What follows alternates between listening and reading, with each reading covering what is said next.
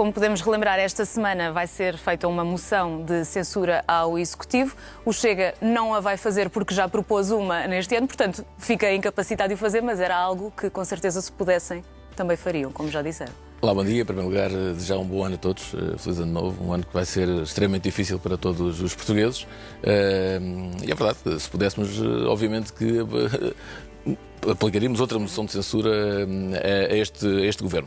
Isto porque nós vimos desde o princípio deste Executivo que é um governo que fragilizado desde o princípio, porque era um mau governo. Nós olhávamos para os ministros, olhávamos para os secretários de Estado e percebíamos o que é que se ia passar. E por isso apresentámos logo uma moção de censura, passado alguns meses deste Executivo. O tempo, infelizmente, tem-nos vindo a dar razão, porque a grande verdade é que é um governo debilitado, é um governo onde os principais ministros, e Pedro Nuno Santos era um dos principais ministros deste governo, um ministro com uma grande importância, devido particularmente a tudo o que tem em mãos, a todos os fundos da União Europeia que tem em mãos, o PRN 2030, por exemplo, que é o Plano Rodoviário Nacional das Infraestruturas, que era extremamente importante, também a parte da habitação, também extremamente importante, e este ministro caiu. E o mais grave que isso tudo não é só a queda de Pedro Nuno Santos. O mais grave disso tudo é que passou quase uma semana e ainda não houve uma palavra do Primeiro-Ministro sobre isto. E estamos a falar de um assunto extremamente importante para os portugueses. Os portugueses não sabem, aos dias de hoje, qual é a opinião do Primeiro-Ministro sobre o que aconteceu. E isto, por muito que Marcelo Rebelo de Sousa ontem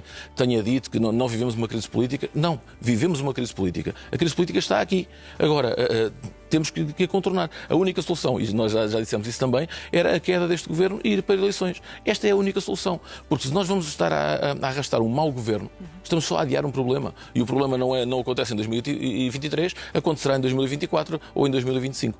Mas é um problema que se vai arrastando. Pondo em cima da mesa que essa hipótese não acontece, o que é que o Chega propõe em termos de propostas concretas para este ano? Sara, o Chega tem propostas concretas. Eu vou recordar aqui que o Chega foi o partido que mais propostas de alteração ao Orçamento de Estado para 2023 apresentou. Apresentámos 501 propostas. Nós sabemos que isto não é a metro, mas foram propostas para mudar realmente a vida dos portugueses. Dou-lhe um exemplo muito concreto em relação aos combustíveis, que ainda hoje voltaram a aumentar, e nós propusemos aquilo que em Espanha já se faz há alguns meses. Era, na fatura do combustível, 20 cêntimos de desconto por litro. É uma proposta que vai diretamente ao bolso das pessoas e que ajuda financeiramente as pessoas. Porque nós chegamos ao cúmulo das pessoas quase terem que pagar para vir trabalhar. Entre portagens que voltaram a aumentar, ao contrário do que o Governo dizia, em sede do Orçamento de Estado, a Ministra da Coesão Territorial disse que não iriam aumentar as portagens. O que acontece no dia 1 de janeiro, aumentaram as portagens. Aumentaram e bastante. Nós se falarmos, por exemplo, de Lisboa ao Algarve, aumentou mais 1,10 €, ou de Lisboa ao Porto mais 1,05 €. E se formos ao interior do país, é igual. Ou seja, são coisas que estão novamente a ir ao bolso das pessoas. Com a inflação a aumentar, com os salários que não aumentaram tanto como a inflação, portanto os portugueses estão a perder poder de compra, o país está a entrar cada vez em mais dificuldades e os portugueses cada vez têm mais dificuldades.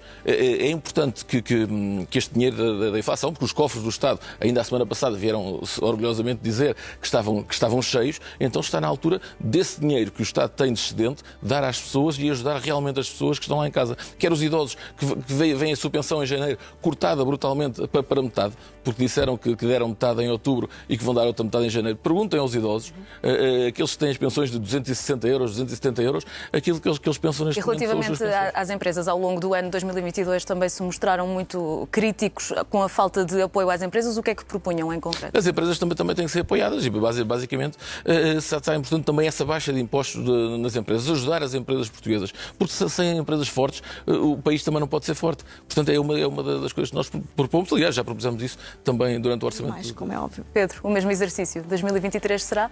Antes disso, só uma questão muito rápida em relação à justiça.